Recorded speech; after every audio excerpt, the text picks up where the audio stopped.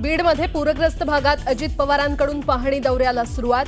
बीडच्या पिंपळघाट परिसरात पूरग्रस्त भागात अजित पवारांकडून पाहणी।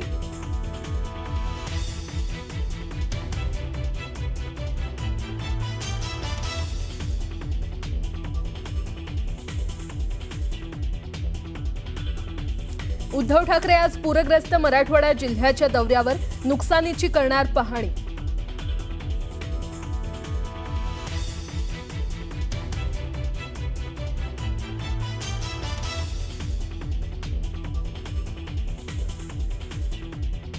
सकाळी 6ला सुरू केलं बाळावी करमळ्याला, म्हणजे जे काम करतं ना त्याची बघा नव्हता। पाहणी करताना अजितदादा पूरग्रस्तांवर संतापले। कर्जमाफीच्या मुद्द्यावरून तरुणांनी विचारलेल्या प्रश्नावर अजित पवारांचा त्रागा।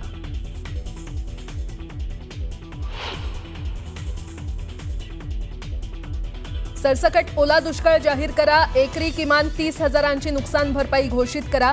केंद्रानं बिहारप्रमाणे महाराष्ट्राला मदत द्यावी, राज ठाकरेंचं मुख्यमंत्र्यांना पत्र।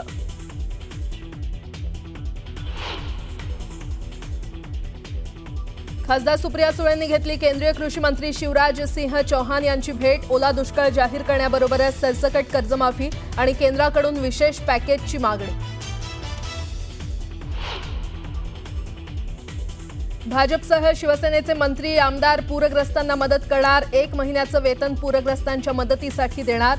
तर राष्ट्रवादीचेही सर्व मंत्री, खासदार आणि आमदार सीएम सहाय्यता निधीला देणार।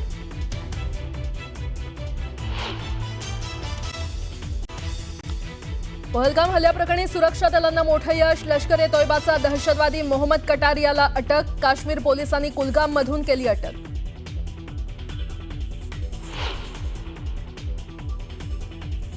लडाखमधील हिंसाचाराला सोनम वांगचुक जबाबदार। केंद्र सरकारनं केला आरोप। नेपाळमधील जेनझी आंदोलनाप्रमाणे हिंसाचार घडवण्याचा कट।